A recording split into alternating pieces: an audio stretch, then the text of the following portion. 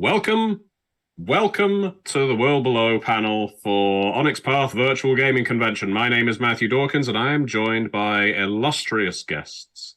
In this case, legendary guests, you could say. We've already attached prefixes to people's names, and I'll let them use their own for the purposes of this panel. You can introduce yourselves in the way you see fit.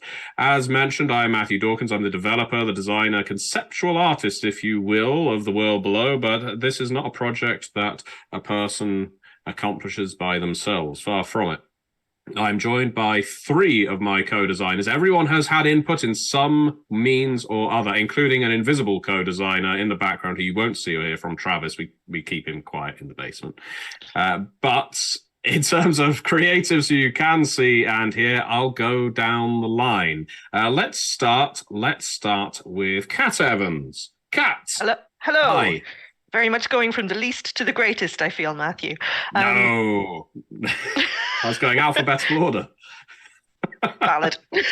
The one perk of this boring-ass name. Just like in school. Yay. Thanks for the flashback, Rich. Thank you so much. Yes, I am Kat Evans. I'm a freelance writer. I do a lot of things for Onyx Path, and one of those things was getting to work on The World Below. In assorted capacities, including having very strong opinions in the Discord space. Yes, we all remember that. And Kat, if you were to give yourself a prefix to demonstrate the kind of person you are, what kind of prefix, what kind of title would that be? Oh, I know, putting you on the spot now. This is a yes and moment. Oh no. Well, I mean, Matthew, could you give an example? Yeah. Well, I've used yours? illustrious. Oh, mine is the egotistical Matthew Dawkins. The ego, if you like. Let's simply go with the tenacious. Oh, the tenacious Kat Evans. But Kat. yes, Kat is not the only person on this panel. We are also joined by Ed Greenwood. Ed, it's delightful to have you here. In case anyone watching and listening to this somehow doesn't know, who are you? I'm Ed Greenwood.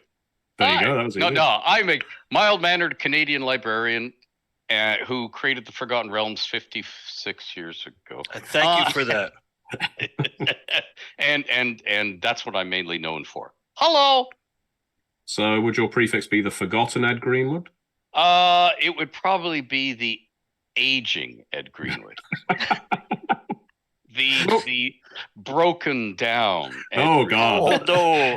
Hey, let's workshop this. Let's go to the eternal Ed Greenwood, right? Yeah, we're going to move. Ooh, the eternal. Oh, yes, my lichdom is almost ready. Yes, this is taking a terrifying turn. And we are also joined by our creative director at Onyx Path Publishing, Rich Thomas. Rich, pleased to have you with us. Wow, thank you. Matthew, I don't even want to use it. I want to say something to you, Matthew, before we get into the World Below, which is happy birthday to you. Happy birthday to you. Happy birthday to you, Matthew. Happy birthday to you. It's not a rap. No. So I appreciate it. I appreciate it nonetheless. Thank you very much, Rich. I know that was heartfelt. Is it your birthday? It is my birthday. Are you now legal? For what, Ed? We will leave that an open question. And Rich, again, prefixes. If you were to give yourself an honorary, what would you be? In honor of a fellow who just passed away, Rollickin Rich Thomas. Oh, very nice. Very nice. Now, for anyone who doesn't know, The World Below is an upcoming RPG by Onyx Path Publishing, and as I mentioned, the three people here have contributed to it already. The team is greater even than that. So we'll focus largely on the content that those of us here have created. There will be more to come in the weeks and months ahead. The World Below, for anyone who is unaware, is a fantasy RPG. It's a brand new property, a brand new world that we are delving into at Onyx Path, in which you play the descendants of survivors of some kind of surface-borne cataclysm, in which you live in a subterranean domain known colloquially as the world below. This is not a dank, lifeless cavern that you dwell in. This is a vast sea of tunnels, glittering gemstones, vast caves with seas and settlements, temples, forgotten cities, lost kingdoms, hidden faiths, all kinds of interesting things you can explore and discover as part of the game. And while it takes a certain fantasy mold, you still have characters that will pursue what in our game are called callings, but you will probably be able to identify some in the manner of classes from other games. You will still have peoples, you will still have cultures, you will still have things like guilds and so forth that help you root your characters in certain fantasy molds. It is very much its own game with its own setting, its own societies in place, and we've all spent quite a lot of time building on it. Now, during this panel, I certainly invite the people who are watching live and listening live to post any questions you have about the world below. If there are things we can answer, then we certainly will do. All you need to do is prefix your question with question in capitals, ideally, so that we can easily identify it as such. And then as the panel goes on, I may occasionally fire a question at my co-panelists or answer it myself. Now, let's actually talk about some of the creations that exist within the world below. I'm going to go back to Cat first, because one of the fundamental aspects of the world below, it isn't a game where you're constantly out and about adventuring, risking life and limb. It's a neatly balanced game where there's a building phase, a lifestyle phase, if you will. Can you tell us anything about that calm phase, Kat? First, calm is a misnomer. Yes. It's never calm. The world below is, as Matthew said, not just a game about going out and adventuring. It's a game about adventuring for a reason, right? You go out and you adventure and you explore the world in order to bring home things that help you support your community and your settlement. And once you're back from adventuring, you're in officially the calm phase of the game. It's just not calm. It's a time where you develop your skills, you train yourselves, you share your skills with other people in your community, and you do what you can to make that community stronger, more healthy, and give it a better chance to survive another tough adventuring season. And the basics. Yeah, mechanically speaking, it's also when you start applying your advancements, your experience. Obviously, in some games, you will gain experience points. You'll assign them to your characters as the game goes on, ad hoc, if you will. In the world below, calm is when your characters, in theory, down tools and learn from their mistakes and their victories and can start actually advancing as characters. That's it. It's a period of reflection, and it sets the pace of the world below a little bit differently to other games. It doesn't have that tendency that some fantasy role-playing games have to, say, give your characters the worst month of their lives, after which they're basically gods. It's very much you set a goal, you go, you achieve your goal, and then you return and think about what that goal means to yourself and the setting as a whole. Yeah, or you don't achieve the goal, and you don't come achieve back the goal, licking your wounds and figuring out what the heck happened. Yeah. And part of that also isn't always just returning to the settlement from which you originated. Sometimes you will take cover in the nearest safe bastion, and safe again is a tenuous descriptor here. You may even have to start constructing your own habitat, which may eventually become a community or a settlement. And there are rules in the game, aren't there, Kat, that you have created for the purpose of not only creating, maintaining, and also the threats that are going to bombard you during the calm phase. Yes, indeed, because what would be the fun of it if you just went home and ate a nice Sunday roast every week until it was time to go adventuring again? There are a lot of threats and there are a lot of considerations, because this is, although it's not just a muddy cave, it is a tough post-collapse environment. There's always something that a settlement needs, and there's always a problem that a settlement will have, whether that's, your home, the home of your heart that you're concerned about because it's full of your family and people you love, or just a place where you're temporarily sheltering and you need it to not collapse until you're ready to move on. There are always internal threats like power struggles, people who are not satisfied with their place, people leaving or people coming in from outside. But also the world below is just a really threatening place, right? You might come home and find that your place of sanctuary is in the middle of recovering from a terrible earthquake, or that suddenly volcanic lava geysers have just erupted in the floor. Never a dull moment, I would say. Well, that's like good. They do. Yes. Well, that's the thing. We want to make these stories interesting. They're dynamic. They are things characters can interact with, and something we were conscious of going into the World Below's design was, in a lot of games, you go home and then essentially that is downtime both in character and out of character. You kind of switch off and then you basically wake up a few weeks later. Your character is now kitted out to go off on another adventure.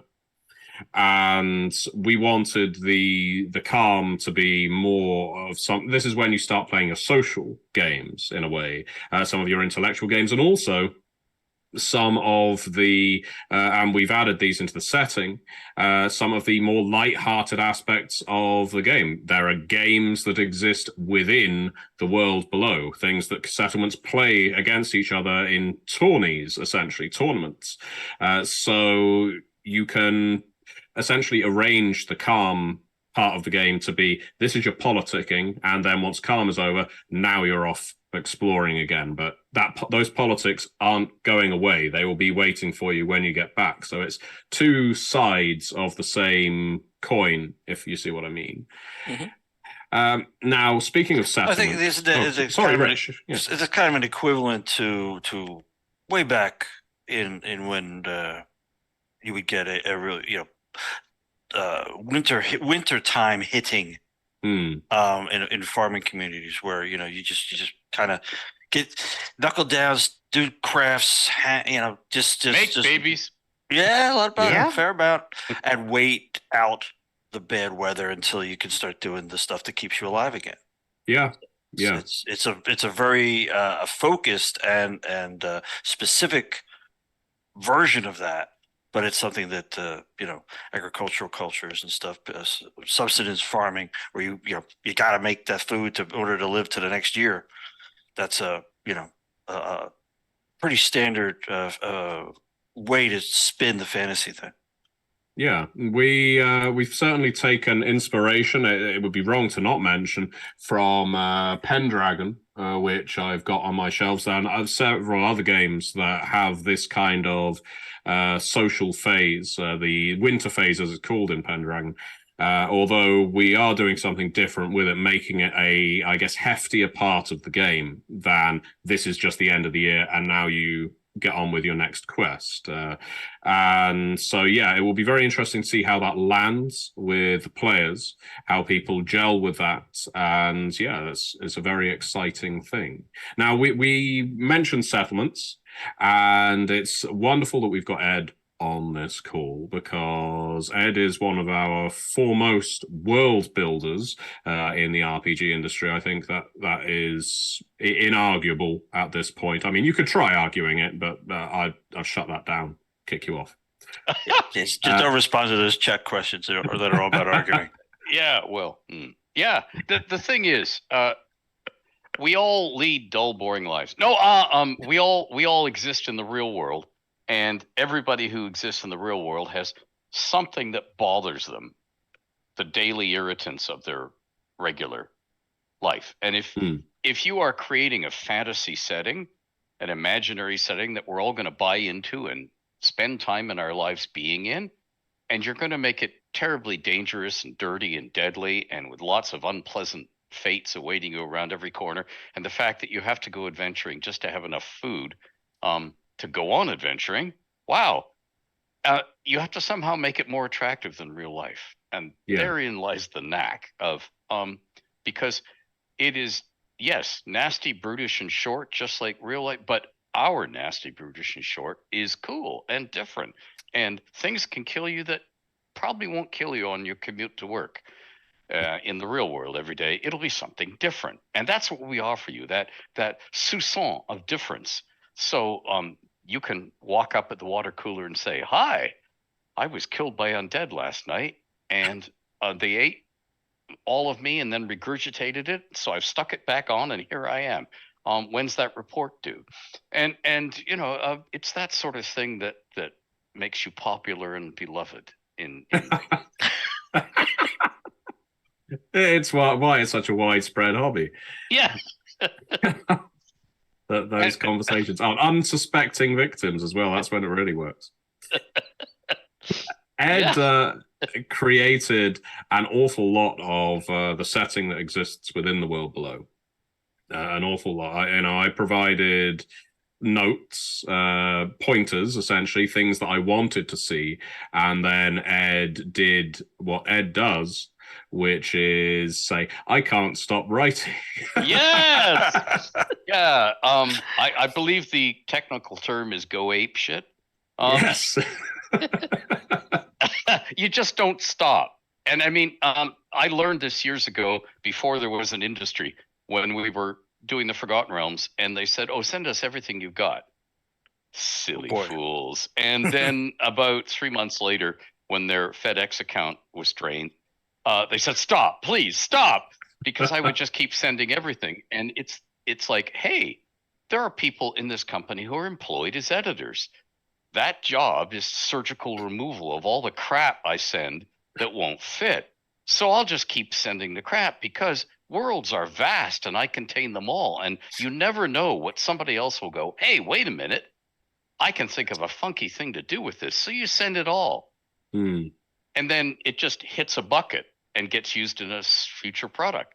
Yeah. So you never stop, because what you think is weak or lame, or, well, I just had to explain this here, so I filled another 3 pages. I really shouldn't have, but I have to explain how this happened. Somebody else goes, hey, wait a minute, I've got this great idea of bolting this onto this here, and it'll go in another direction. So and that's just like respecting your fellow gamers, not just your fellow creators, because every gamer is a creator. We all tinker. Mm-hmm. We take the rules of games that we purchase and we go, oh, geez, and we fix them. And then the next table fixes them in a different way. And everybody goes on fixing until we all argue, well, it's called life. Anyway, so, yeah, that's my role. Just generate gobs of fun, cool, creative stuff. And I wanted to make it so, like, okay, if I was going adventuring here and I'm about to be eaten horribly and never come back, like all the people I'm writing about in the thing who've never come back, how can I die stylishly? How can it be cool? How can it be something that they tell stories about around the fireside? So regardless of what horrible things happen, I want it to be cool. And in order to do that, you have to design cool stuff. And sometimes people will disagree how cool your design was. That's okay. You still got to do it. And you got to keep going. What's a weirder thing that could happen here? Okay, what is absolutely crazy left turn? And when I look at the world below setting, there's a heck of a lot of weird left turning. Usually just about before you're about to hit a concrete wall at speed in Top Gear, you just sort of swerve the left to right. And I love that, because I have played so many fantasy games that are predictable. Oh, yes. And here's where he puts on his armor, and the dragon is waiting to be killed in the field over there. And all the ladies with their long pointy hats are waving their handkerchiefs and cheering because they know the script. And the script unfolds on this scroll out of the sky, and it just happens. You go, yeah, oh, how many experience points was that? And that's not the world below. The world below is different, and I love that. Do you? Obviously, you crafted a lot of communities, a lot of setting information, settlements themselves. And if it isn't too, I guess, simplistic a question, do you have a favorite? Was there something you really thought, yes, this is nasty, or this is weird, this is interesting, that you typed up and felt, I guess, a certain amount of creator's pride? I'm sure you feel proud an awful lot of what you create, but when you were coming up with some of those weird ones, like, what was it, Rehu and Kierath and some of those other bizarre settlements that I can't possibly make playable, but are fantastic story guide. Oh, you've wandered into this one. I don't play favorites. That's like those horrible questions. Who is your favorite children of all of your children? It's like, don't do that to me. I've said that so many times at these things. Yeah, but I will say what turns my crank is when you get to the end of doing a write-up and you think, yeah, I think somebody can read those, because after all, the words that are going to be printed or put on pixels are just shaped squiggles on a white background or lighter background. Our minds turn those shaped squiggles into meanings. And I think, okay, does this feel like a real place? Yeah. If it's a settlement, like for instance, one of the earliest ones I tackled was this shaft or selection of a shaft that people lived on the inside walls of in the caverns that ran off of that. Did it feel real as a setting when I was done? And that's the sort of thing I like. If I figure I pulled it off, then I'm pleased. It's like, yeah, okay, that one's done. That one's real now in my mind, so I can begin using it as a reference point. So many days of travel away from it in this direction is this next settlement. I've nailed down the one and it feels right. And that's, if there were favorites, it was every time I got that feeling. Yeah. Yeah. I mean, like, grounding it in that level of realism so that then the players can just go crazy with it, just go wild and make it as exotic as they want to do with it. You've got the basis down, and that's I think that's what makes successful fantasy. If it starts way out here with just an incredibly improbable set of attributes, okay. I don't know how I can get into that because I didn't start there with you. But if we all start in an area we kind of understand it's grounded, boom. And I think that is key to successful fantasy, because we're dealing with something that is inherently goofy or different from our norm.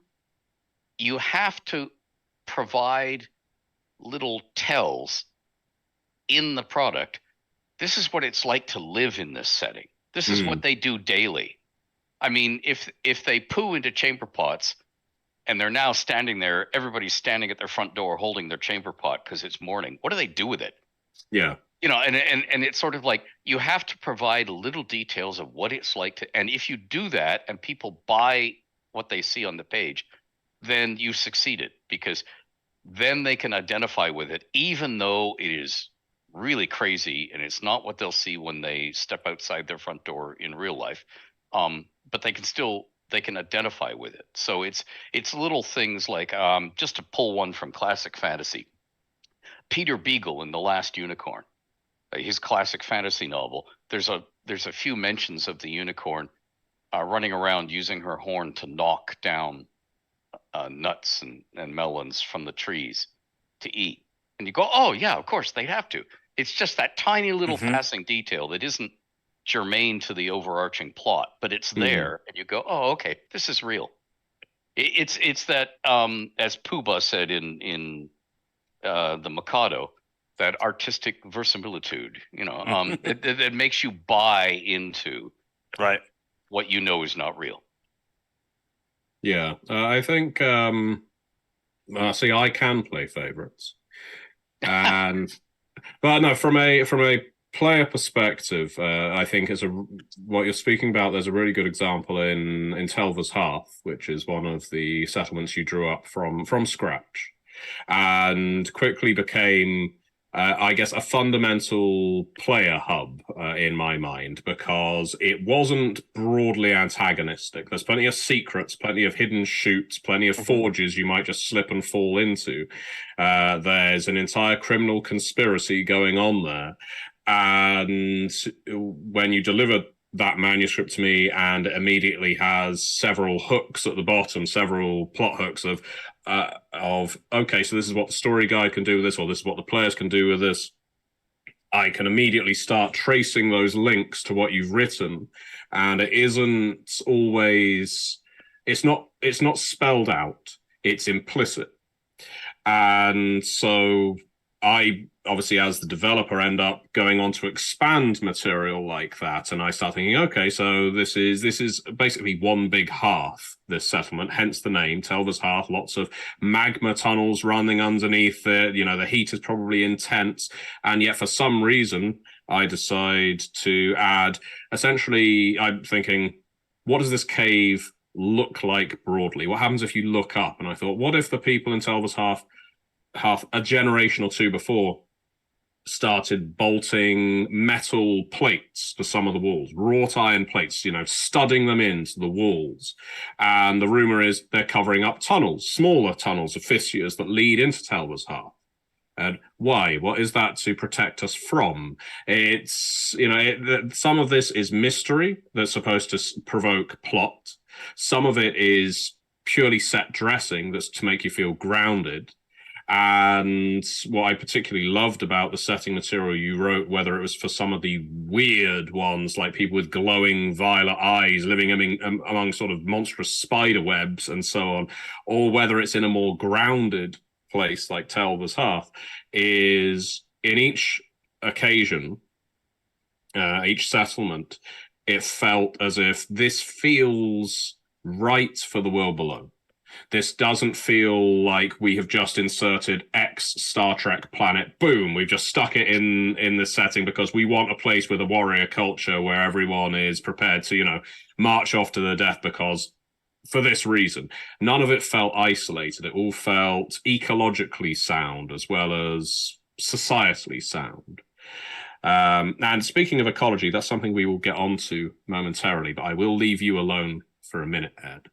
Because let's talk about art for a moment, because over October last year, Inktober, our good creative director, Rich Thomas, who I'm joyful to have with us, created an illustration for every single day of October, based on writings by Michele Masala and Ed, because they worked on the bestiary. Michele designed an awful lot of these monsters from the ground up, a huge number of them, and which was fantastic. Ed then went on to give them ecologies, something Ed is quite well known for in the Forgotten Realms and other worlds.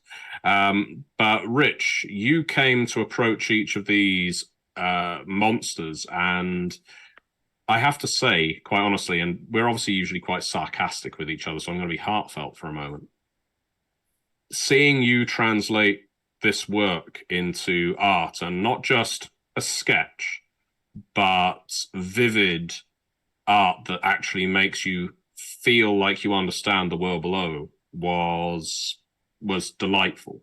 It was fantastic. And so every day in October, I was checking your Twitter to see what illustration has Rich posted next. Yeah, which one's he going to tackle next? Because I didn't know. Well, I only knew because, for October, they give you a prompt for each day. And it's like, candlestick, fire, stuff like that. So I went through the monsters to try to find something that were appropriately would go with the prompt. So that's why there was very scattershot around there. But thank you so much, Matthew, and thank you, Ed and Michele, somewhere listening, I hope, because those are phenomenal bits to read. I would, when you're working to kind of visualize and then put that on paper what these things look like, having all the information and knowing the what's going on in in the creature society makes a huge difference, whether it's just some amorphous blob that's oozing its way down the hallways, or it's an amorphous blob that is also connected to a whole bunch of other amorphous blobs, and they get together once every 2 years and become a gigantic blob, and so they're all kind of, and then they rapidly fly through the hallways and they have to come back together again. So you're knowing that there's something, I'm just making that up, but knowing that I don't think there's actually something like that in, but maybe there will be now. Yeah, where are all these blobs coming from? I'm checking the manuscript. Yeah. Well, because I didn't want to get into any specific one of the ones that we have there. I mean, obviously the I just call them the vampire insects. The Hemexi were one of those kind of things that I just went, oh, this is going to be so much fun. Like I could see how this would be just played through, and how some of the story guys would just go, oh, we've got to have that, like a dark castle of these guys right over here, because it's just what great villains for the antagonists for the players. So it was a lot of fun. The art. So the thing about Inktober, if you do it right, is you're making the art that day, right? It's not something some people do that, or they get caught because it's a marathon. You're doing 30 illustrations or 31 illustrations in 31 days. It's like running a marathon.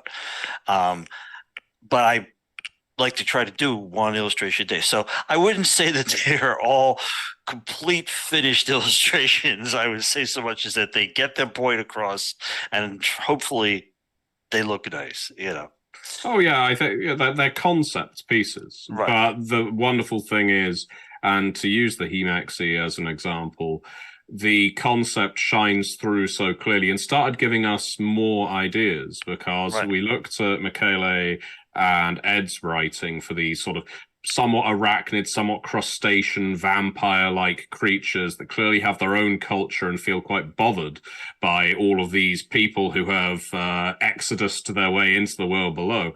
And then you started adding through your art, like face plates and helmets that there was some Vlad Tepes to it. Definitely a little bit of that Eastern European styling. I was looking at it and thinking, this is quite Byzantine. It's there's almost a bit of I guess Assyrian, there's very sculpted faces with headdresses going down side, because you're wondering what on earth are these beautiful faceplates hiding behind them, because these are vampiric, spiderous creatures. It's not going to be something aesthetically appealing, at least not to the average human. But on the subject of art, one thing we can talk about is the fossil dragon, and the reason that we can talk about the fossil dragon is beautiful segue. Yes, it is because the fossil dragon, which Rich so wonderfully rendered during Inktober, has formed a part of the cover for the World Below's Ashcan version. So, Travis, if you can post that piece of art up for anyone who's watching on Twitch right now, that would be delightful. And then give me a hand signal. It can be a rude one once it's gone away. That would be excellent as well. And so, right now for the World Below's Ashcan, we are using the Fossil Dragon piece surrounded by the World Below title text. And as I say, this is for the Ashcan. We haven't settled on a cover yet for the full version of the book, but I think this is a damn fine illustration. Our art director Mike Chaney is very fond of it, so that's what showed up, and I think it gives people some of the ideas of what's going on in the world below. It's a dragon. We all know dragons. I mean, there's a game I hear that uses it in the title, but it's this fossil dragon. It's something that has changed in contact with the world below. It's just as terrifying and majestic as you would expect from a dragon, but it is now fossilized and stone, changed to basically adamant stone, and So I think it gives a little bit of a clue to what the world below is, which is what the ash can is really for. I would say, Matthew, we announced it yesterday that we're doing an ash can, which we haven't done for any of our games before, but because the world below is so new and so different, we thought we would give people a chance ahead of time before we even get to the Kickstarter phase or the even publication phase to get a taste for it, even, play you have a scenario or an adventure inside of it, and have fun with it, but very, very much very basic for what we're doing. We're not it's not going to be chock full of, like, it's not a promo piece. It's get in there and play, have fun. Yeah, it'll have all the rules you need to play the characters presented. It will have antagonists that are needed for it to run a one-shot, as well as powers. And as Rich says, it has a scenario, and that scenario will be played in an actual play after this panel. I think 30 minutes after this panel. Kat, in fact, is going to be in that game. Yeah, a part of the idea of that, the reason I'm running that scenario isn't just because I'm lazy and can't come up with another story. It's something. Yeah, so I've got one story in me, then I'm done. It's part of the process of generating feedback. We've always valued backer, customer, role player, reader feedback at Onyx Path. And I think we're often heralded for our transparency. People can see where our projects are on the blog every Monday. They can comment, and they quite often receive answers if they ask a question. We've got our Discord where you can speak to the developers, and so on and so forth. And the ash can is a way of dropping some of the rules, dropping the fundaments of the world below, and generating feedback from you, the people who pick it up. So if you read through it, whether you play it or not, if you read through it, your feedback to us, whether it's on the Onyx Path Discord, on the blog, on our forums, we will take it in, and we will either we may incorporate it, we may not, but the point is we will listen. And that is something we are trialing with the world below. So, Kat, I'm going to go back to you now because we have lots of questions that have come in, and there's a few I wanted to pose to you. Okay. So one of them is something of a misinterpretation of what the world below is, where one of our viewers has referred to the world below as post-apocalyptic, which I would argue it isn't. I'd say it's more hopeful because people are building in the cataclysm. They're no longer living in the cataclysm. But the question is, what is really different for World Below outside other post-apocalyptic fantasy, or outside other fantasy in general? You've not only authored a section of this, you've also read a great deal of it. You wrote scenarios as well for the game, so you've got, I would say, a fairly good idea, I imagine, about what's different there. Yeah, so I think, like you, I think post-apocalyptic is kind of the wrong term because it gives you an image of like kind of Mad Max struggle, everything is still in disarray feel, right? Whereas the world below is post-apocalypse, I would say. Everything's not exactly on the upturn, but it's a very creative, generative setting. It's a place where you've got things to protect and you've got the hope to build and create and chart a course forwards. So I think that's what makes it different. And I think it makes it different to most fantasy as well. It is inherently a very forward-looking setting, I would say. Okay. Yeah. No. Well, that's beautifully put because I would agree, and I wouldn't necessarily use the word hope punk. That comes up a lot for the world below. There is hope in this game, but I would put wonder in there more. Because you are playing the descendants of people who have lived through hardship. You are living through hardship. And so every discovery you make that improves your lot in life is a source of wonder. It is, thank goodness, thank the various gods that exist in the world below that have, some of them have migrated from elsewhere. Some have literally been discovered in this setting. Thank whatever provenance has delivered us this wonderful bounty, or thank myself because I'm the one who dug it up and fought a fossil dragon. Mostly that provides. Yes, as the Templars in this setting say, the world below provides. They are the ones committed to the idea that, well, of course the world below provides. If you worthy of receiving its bounty. The world below doesn't provide to people who don't deserve it. So I'm going to rattle through some questions here because I can deliver some very quick answers. We've been asked, is the universe of the world below the same as At the Gates, which is one of our recently announced games this convention? That's something I can't confirm to a certainty, other than the fact they are both part of something called the Earthbane cycle. So read into that what you will. You'll find connections. Oh, yeah. It's going to require both games to come out and then the next games to come out, et cetera, et cetera. There will be more games to come. And so we've also been asked, will it be available on Story Path Nexus at some point? That is looking quite far into the future because, of course, we haven't done the crowdfunding campaign yet for the world below. At this point, there's probably no reason why not, but it is something we would need to consider at the time. There may come a reason why we want to really protect this setting, this game and other games in the Earthbane cycle, but on the other hand, it may be something we decide, you know what, we really want to see the callings you can come up with, the dialectics, the settlements you can come up with for the world below. So we don't know yet is the quick answer. On a corporate, company spokes level, we've been early adopters of community content. We really love seeing the ideas that our community or players or readers put together and get up onto the Nexus and our other community sites. So the odds are, we would continue that pattern. As Matthew says, maybe something will come up where, oh, hey, wait a minute, we can't let things spin out of our own little controlled zone here.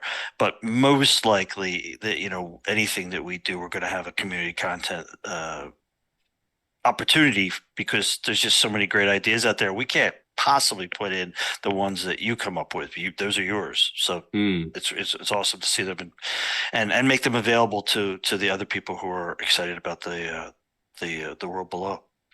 So here's one I want to ask Ed. As you wrote quite a fair amount, as always, about the well in the world below, the purported source of chaos. Someone's asked about established that we at Onyx Path are careful to work within established settings for lore mechanics and so on. Is there a similar idea driving its metaphysical forces, etc.? Well, let's talk about the metaphysical force of chaos in the world below. What can you tell the viewers? And you are at liberty. I'm not constraining you with NDAs or anything. You're at liberty to say what you want about the well, its protectors, or the people who seized it, anything that springs to mind. This is where I go, I think it's better mysterious. I think it's better to keep that sense of wonder. Let's just say that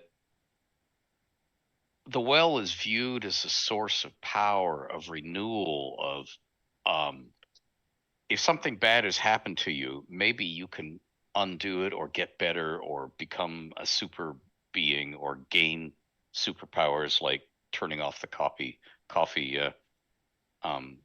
thing after you forgot and left the office and or something weird like that. It's viewed that way throughout the world below. It's the people who are around it. And by the way, the well is deep. Deep, not the deepest thing, but deep. So for most settlements, the well is down there somewhere, and it's a long and dangerous journey to the well, which they probably will not make in their lives. And if somebody comes to their settlement claiming to have returned from the well, everybody will gather around to hear, because this is not something that may recur in your lifetime, because people just don't do that. And the people around the well are almost super beings, and they guard the well. All of which means it's really hard to find out accurate information about the well.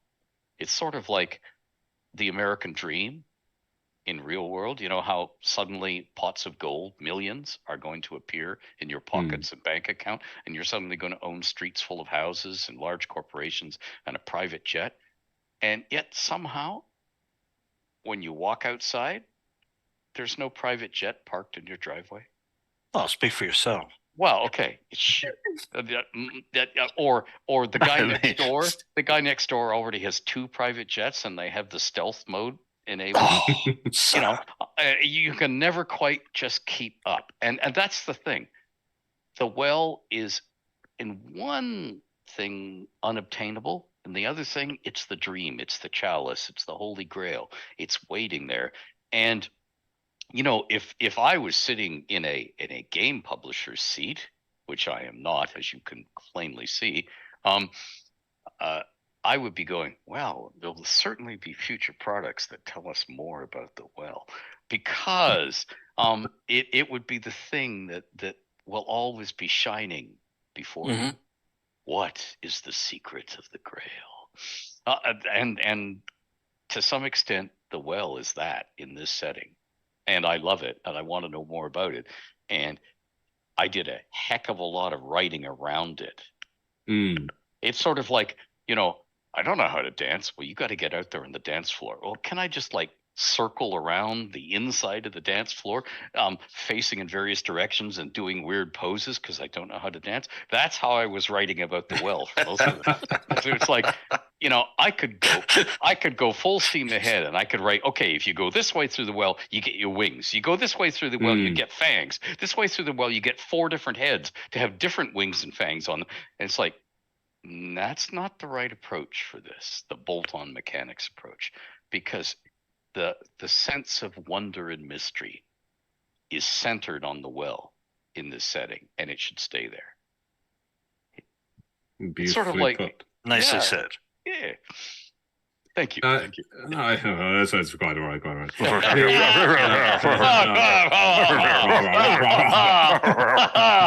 Need cigars for this moment.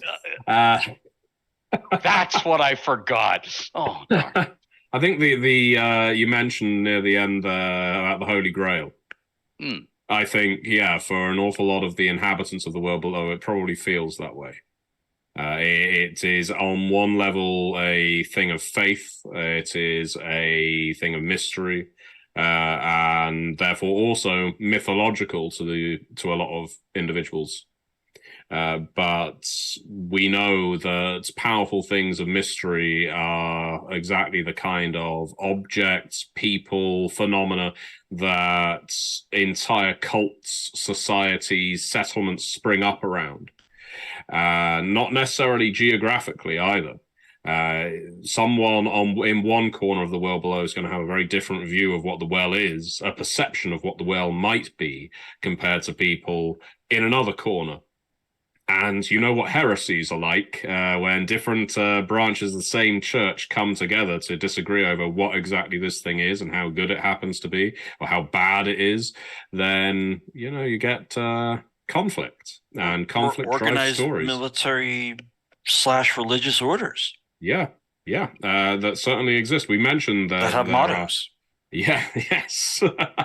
That is one thing I very much enjoyed adding to this game was every group has things like idioms, phrases, things that they like to say or ways they like to act that tell us something about them in a quick snapshot. So to use the Temple of the Benevolent Earth as an example, or Templars for short, they say things like the world below provides. And they're unlikely to declare it in a Hosanna singing kind of a way. They will say it in an emphatic, serious way, because they are certain the world below provides. It's if you doubt that, that's when you've got a problem. So, and I think it's something that is very, it makes sense that would build up. Is one reason why I loved reading and seeing it and going, oh wow, that really seems very real to me.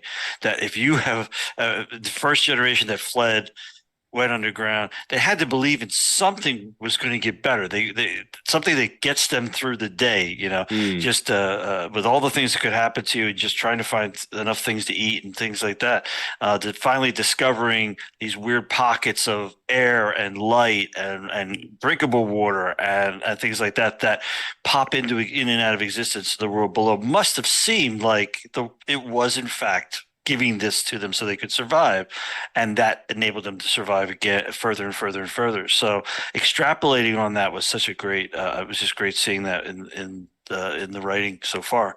So and it's deeper. It's deeper. You have to go deeper. Yeah, because look at that. And then we opened up this one cavern, and there was a temple for something we've never even seen before. Like, how is that possible? And it had these 3 golden apples in it, and that it gave us food for a month for the entire group. It's something I love in an RPG, something we've tried to put in the world below in abundance, is the idea that you might break through a wall thinking that you're digging an easy route from Mudtown to Telva's Hearth. And on the other side of that wall is a city that no one has seen since, well, you don't know when, because carbon dating is probably a technology that is outside your grasp. But yeah, there's a city there. There don't appear to be any inhabitants. There's temples with very strange-looking humans, in statuesque outside. There's a river of shimmering liquid that cuts through from one end of the settlement to the other. Why is this settlement abandoned? Why is it here? How long has it been here? What mysteries are there? And it goes back to that word wonder, the idea that the world below does have hardships, undoubtedly, but what was fundamental to work such as Cats, was making the world below exciting as well, making it the kind of world you want to step across the threshold. You don't want to hunker down in your settlement at all times, because there are things out there that you can discover. You will be the person who gets to name this thing when you get to come back and say, and I've decided to declare this in the name of the Temple of the Benevolent Earth, or I've named it after myself, so now this is called Matthew Town. And yeah, someone might disagree. But there'd be a lot of those for you. Yeah. It has a ring to it. And here's Dawkins Creek. Yes. Where everyone is a mopey youth. So we've got some more questions. Well, I appreciate we're coming close to time now. So another few questions we can rattle through, but I'm going to angle one at you again, Kat, because you diligently followed along as I went through the playable options through every iteration. Because you have been on this and on other books an absolutely wonderful colleague and creative partner, so thank you. But that means I'm going to test you. Thanks. Because I am nothing if not toxic. Friendship is a two-edged sword. There's the line for the resume. I am nothing if not toxic. Yes. Come on, hit me. Come on, I can take it. Someone asked about the playable peoples, and I'll expand that to settlements and guilds and so on. When it comes to those playable options in the world below, are there any that strike you, both as a creator and a role player, as things, wow, I'd really like to explore that? One of the things that I really like in general, and I promise I will narrow down, but one of the things I really like is how important people's personal philosophies and ways of thinking are to characters in the world below. So there are a lot of different choices for what your character looks like and where your character came from, but a lot of their defining features are what's happened to them and how that's shaped how they think. And that's what always really gets me excited to play a character, right? It's not how many arms they have or whether they were scales or furs or feather. Whatever. It's getting inside their head and figuring out how they think. And I think philosophies like the world below provides are a super interesting way to get into the depths of a character. But also, you will find a lot of familiar fantasy ideas with a distinct world below twist.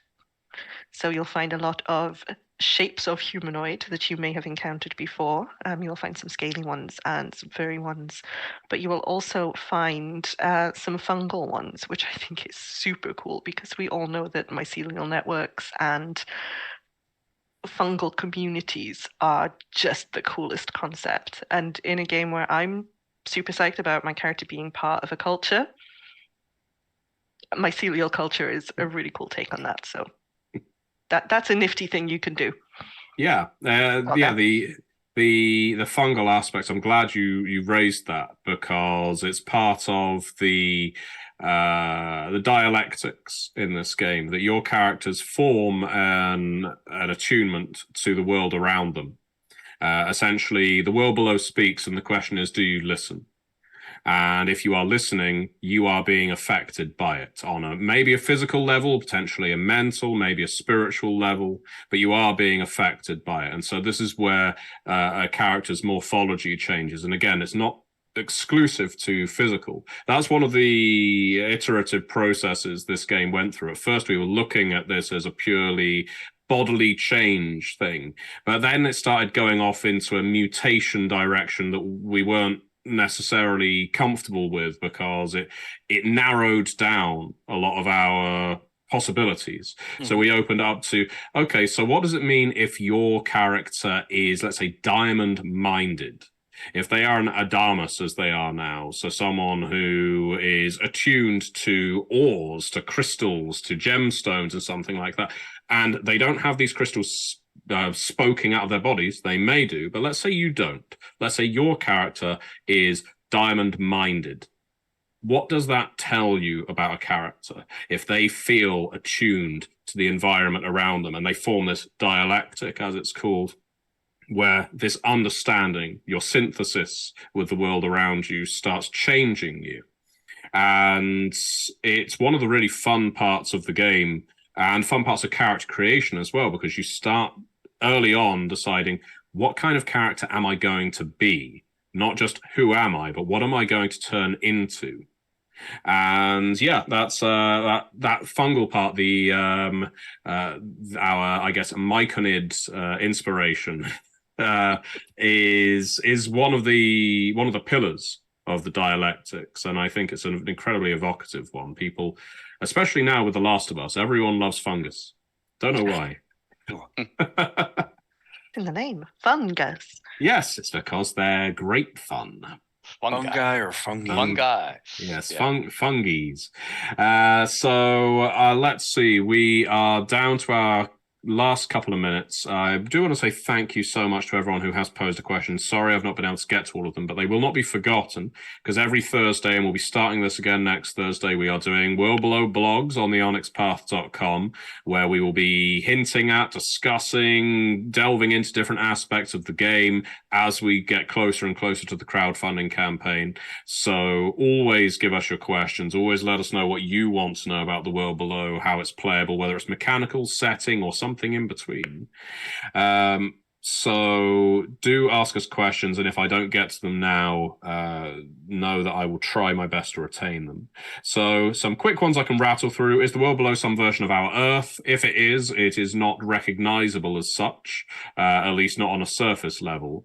That doesn't mean it isn't, but certainly it's not something we'll be putting front and center of 2350. I found a Buick underground. Yes, exactly. Now we have a game where you do that. Or in fact, we've got two games. You've got Dystopia Rising Evolution, and we've got Pugmire. So those are games that are set at some point in the future, post cataclysmic event. But the world below, while it has undergone a cataclysm, isn't necessarily of a nuclear variety or a climate change variety or anything like that. You don't know what's happened to the world above. It's not central to the game, because everyone knows going up there is probably even less well advised than heading down to the well. So yeah, short answer, not that we will be declaring. So last question for you, Ed, and it's a rather broad one, but I'm sure you will give us an interesting answer.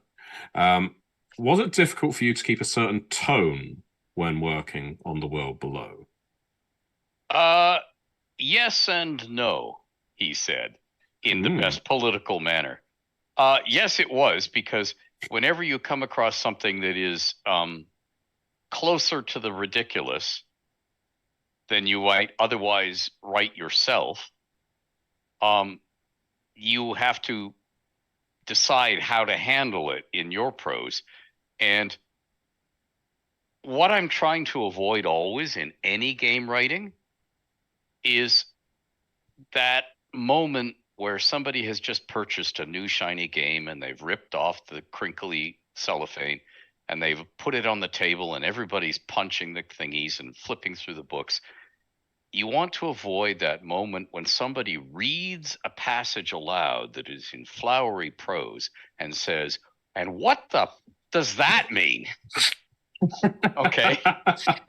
You have to avoid that. And because if you don't, you've done a disservice to the person who laid down their good shekels for your game. And by the very nature of this setting, this game, it has it's flirting with the danger of bringing that moment to people all along. Because, well, so what does that mean? That's weird. Because if there's one thing the world below is, it's chock full of weird. And it's chock full of weird that isn't like, hey, he's wearing weird armor. It's more like, it's a weird stew. Look, I stirred this up and you stirred that up. What does an eyeball and a plastic baby have to do with each other? That they don't normally, or what? I'm making this up, as we said before. That actually is one of Matthew's stews, so that makes sense. Yeah, but the game itself, when you purchase it, contains no plastic babies or eyeballs. Yeah, not yet. Anyway, yeah, They're stretch goals. Yeah, stretch goals. Yeah, exactly. But I mean, you're trying to make all these things retain that mystery and wonder, and yet be playable and self-consistent within the setting. They may be mysteries within the setting. How the heck did this get here? What does that mean? Voice from behind you. It means they're still alive. Somewhere nearby. Probably watching us now. So smile and strike a pose. It's the moments where you go, oh no. But it has to fit in the setting. It has to feel like it belongs to the setting. And I better shut up now because I'll take all the rest of our time going waffle, waffle, waffle. I gotta. I think everyone is absolutely pleased to hear you speaking about the game, Ed. So no need to worry about that. But what is to come? Well, we've already mentioned The World Below Ashcan, which we hope to release very soon. You will, of course, see it on the onyxpath.com when we announce it. It will also be all over our Discord. Please pick up a copy, and when you do, provide us with your feedback. It is invaluable. And, of course, we will do later in the year, with any luck, The World Below as a crowdfunding campaign for the core book. We are currently looking at what we want to do in terms of layout. It's still early days yet, but we are aiming for later this year. And then we have various other books lined up, ideas, kernels of ideas in our heads right now of what can be expanded from The World Below. I mean, I guess we have to do something with the well now because it said we did. So. Yeah, now we're going to do an entire series. Cough. Sorry. Not sorry. Sorry. Damn it, he's got himself hired again. The day is yours. I know we are thinking about things like the some kind of ecologies and Ed Greenwood's ecologies of The World Below. Well, it was all right. You've done most of that work already, Ed. So, but that's only scratching the surface. Ha ha. We will. I know. I'm a natural wit, is what they call me. I think that's what they were shouting at me. Yeah. Mm-hmm. So, but that is only the tip. We will. We will. Oh, you did not go there. We will hopefully see more to come. So, one thing I wish to conclude with, as well as thanking my panelists, is just to say, if you have watched this and you haven't already backed They Came From the RPG Anthology on Kickstarter, it's on its last week. Currently, it has westerns, noirs, costume dramas, Shakespeare, space opera, heist movies, capes and cowls, so 1960s superhero, Silver Age comic book fun, and billiard room with a candlestick, murder mysteries, and we'll be getting another genre in there. So they came from... The voting is tomorrow. Yes. For the next one starts up. Mm-hmm. So yeah, we will see which next they came from will get added, and it will be from the entire batch of runners up from our previous polls. So if you're a big fan of Dawkins Creek, then it's time to vote. But if not, just don't vote. But other than that, we also have a wonderful sale going on at Indie Press Revolution for a bunch of our traditional print books. We have sales going on at Drive-Thru RPG as well, if you prefer PDF and print on demand. In bundles. Yeah, and we are, as always, supporting the fantastic charity, the Bodhana Group, which uses games, not just role-playing games, but games as therapeutic tools. They are a fantastic charity. We had a wonderful panel with them yesterday, which only went off topic a couple of times on the subject of Gunsmoke. And well, to be fair, I started with that, yeah. But the Bodhana Group are a wonderful group. If you, for my birthday, listeners, viewers, if you can spare $5, $10, just reach in and see if you can donate something to the Bodhana Group. They are a registered charity, and they will use any donations to great effect using gaming as a therapeutic tool. So back to the panelists. Thank you so much, Kat Evans, and I will be seeing you again very soon for our game of The World Below. Thank you so much, Ed Greenwood. It has been a pleasure working with you. It's been a long time coming, hasn't it? Given I think we first spoke to each other, now, maybe 15 years ago or something horrendous like that. Yesterday. Yeah, let's say it was yesterday. Like only yesterday. Post-COVID, everything is either yesterday or tomorrow. That's it. Yeah. And thank you so much, Rich, as ever, for supporting these games, for giving us the permission to make them, and also, certainly in this case, giving us so much fantastic, inspirational art to work from. Very much enjoy it. And thank you, viewers and listeners. Travis, send us off. Now, let's all wave awkwardly as we... let's do the ice flow. Oh, police squad.